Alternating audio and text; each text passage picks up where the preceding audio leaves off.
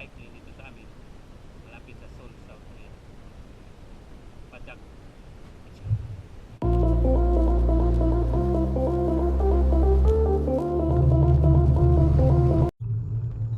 So mga kapadyak, nandito na naman tayo sa Minang bike lane malapit sa tinatrambuhan ko dito sa Gyeonggi-do province, malapit sa Seoul, South Korea. So dito mga kapadyak, malalaman natin lahat kung gaano ba talaga katindi yung bike lane nila tuwing gabi. So kung makikita natin mga kapadyak, super liwanag po ng bike lane nila dito. Ang tindi, ang lupit. Safe na safe talaga mga kapadyak. Pag nag-ride, ride ka dito, not ride. Yung mga ilaw mga kapadyak, powered ba yan by solar. So yung nakikita natin mga ayan, lamppost. So wala talagang masyadong gastos yung gobyerno dito sa mga lamppost. Yun namang mga matatayog na gusali sa kaliwa ko kapadyak, isa po yung mga gusali na rintuon po yan mga kapadyak.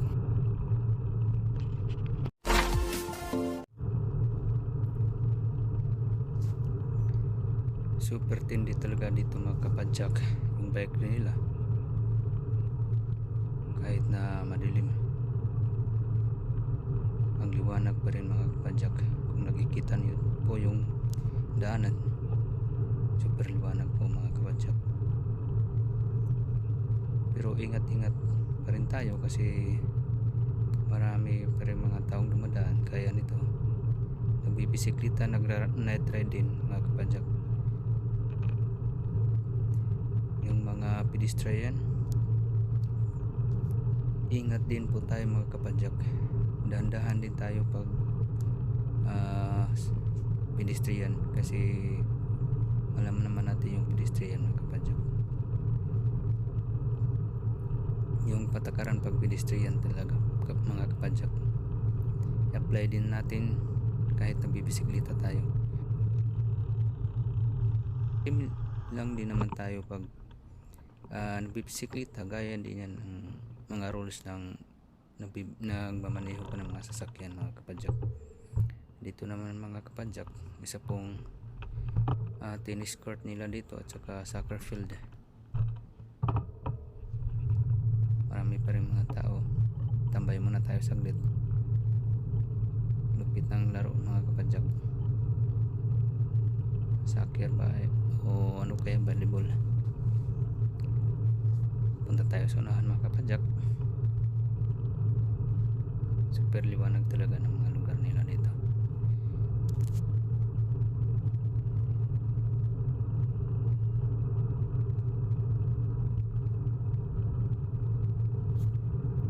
Dito naman mga kapadyak,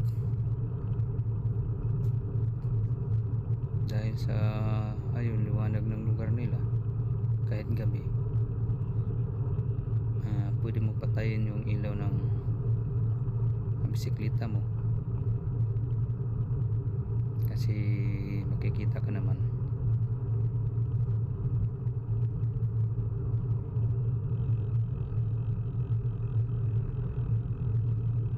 Super liwanag ng lugar nila mga kapadyak. Sana ganito din sa Pinas sa darating na panahon.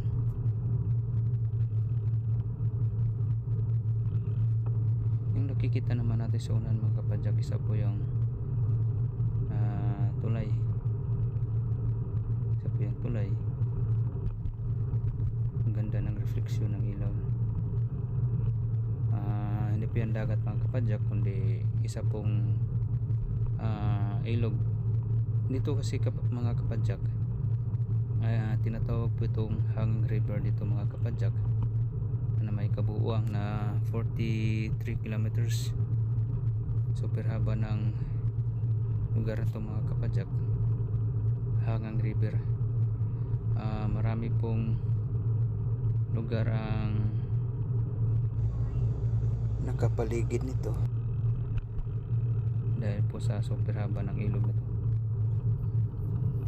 Try natin daanan yung nagliliwanag na tulay mga kapadyak, overpass, para malaman natin kung bakit super liwanag. So ayun mga kapadyak, palapit na pa tayo. Ayun, super liwanag ang ilalim ng tulay, dahil pala sa ganda ng kulay niya, naging refleksyon ng ilaw.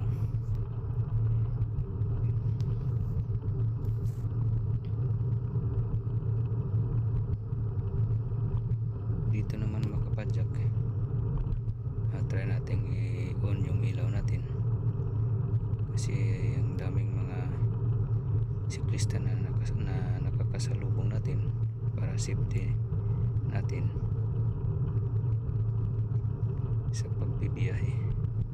Dito naman kapadyak, sa kanan mo kapadyak, ito yung parkingan ng mga government vehicle. Ayan, mga buses, mga truck. Ayan, kung nakikita natin sa kanan na bahagi ng video na to mga kapadyak, lupit talaga ng bike lane nila dito mga kapadyak. Kahit ang gabi, super safety talaga ang liwanag. Sa nadarating na panahon, ganito din sa Pinas.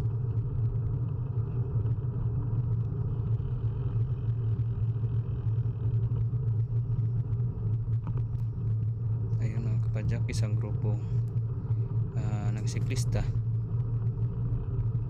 Kung napapansin yung mga kapadyak, mayroon talagang nakabuntot na ilaw, para safety purposes talaga mga kapadyak. Dahil nga sa sinabi ko mga kapadyak sa una kong video,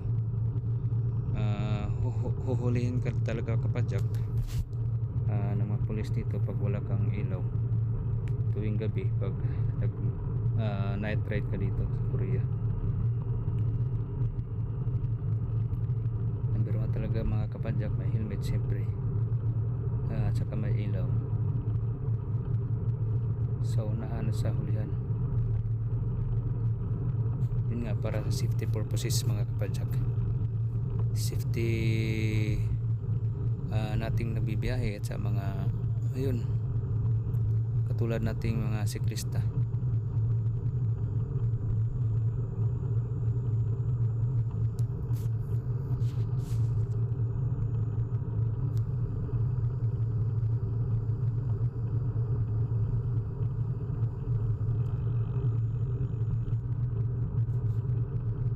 Dito naman mga kapadyak, mayroon talagang tent sila dito, para siyempre ulan at saka init. Ginastusan talaga sila ng gobyerno dito mga kapadyak, dahil nga sa ekonomiya nila mas angat kaysa sa Pinas. Dito mga kapadyak ay alas 9:30 ng gabi, pero kung napapansin natin mga kapadyak, ang dami pa rin tao naglalakad.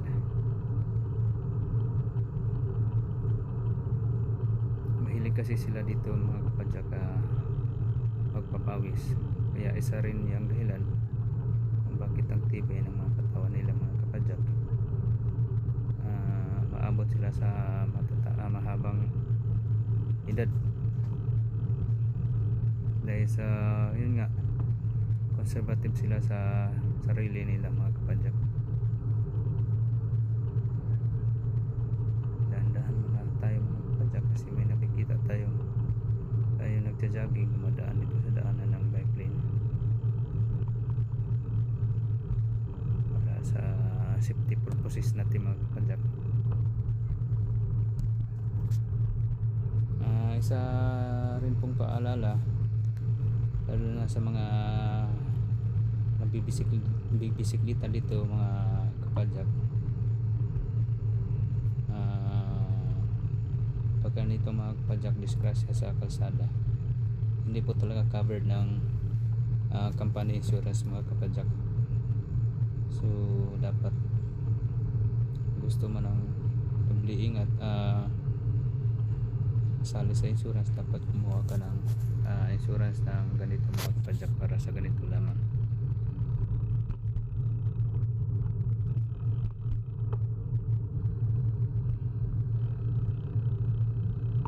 Super liwanag ng lugar nila dito mga kapadyak.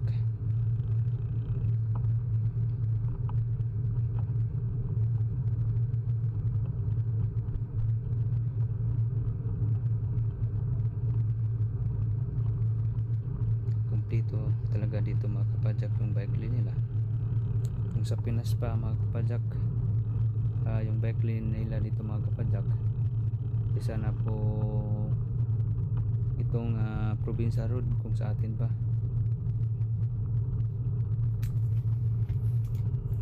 Lupit ng bike lane nila dito mga kapadyak, kaya maganda talaga mga kapadyak yung mag bisikleta dito sa Korea.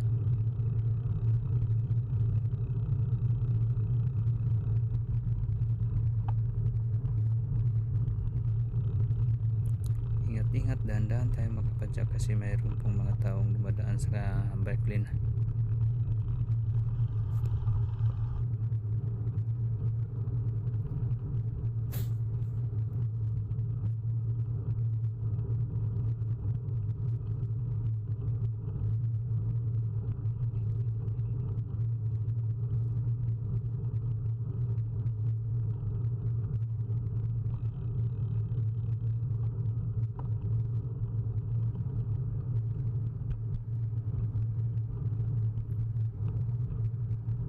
Super lupit din mga kapadyak yung tulay nila dito mga kapadyak.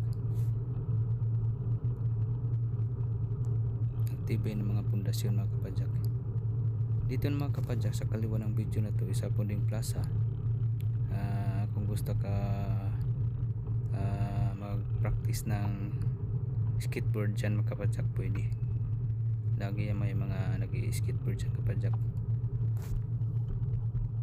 Pag ganito talaga kapadyak, dapat magsinyas ka ng na mayroong dadaang bisikleta para ma-aware din yung mga gaya ng nadaanan natin mga kapadyak, nagja-jogging.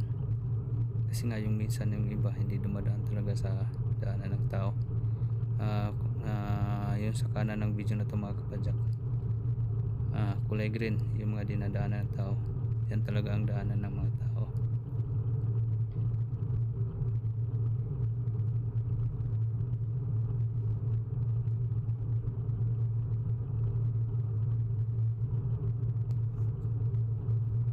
Ilaw muna tayo mga kapadyak kasi medyo madilim dito. Nasa ilalim po kasi tayo ng tulay. Ito naman mga kapadyak, yung daanan na to ay going pabalik na po ako kapadyak sa bahay namin.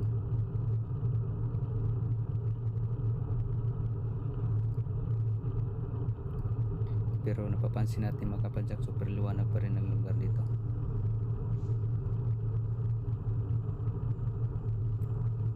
Alas 9:45 ng gabi mga kapadyak, ang dami pa rin tao naglalakad, nagja-jogging, nagpapawis.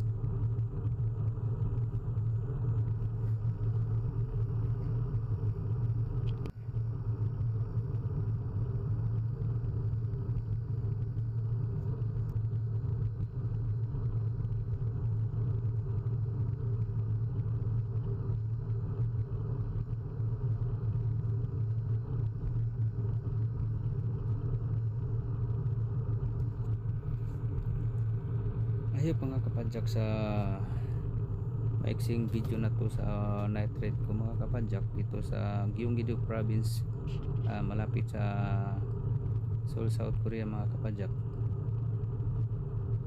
I hope na gustuhan nyo po mga kapadyak yung video na to. Paki-hit the like button na lang mga kapadyak kung nagustuhan nyo po yung video na to. At saka mga kapadyak, paki-subscribe na lang mga kapadyak sa hindi po mga nakasubscribe sa channel ko mga kapadyak. paki-subscribe na lang at saka hit all notification na lang, bell button, para always po kayo updated sa pagpapajak namin dito sa South Korea.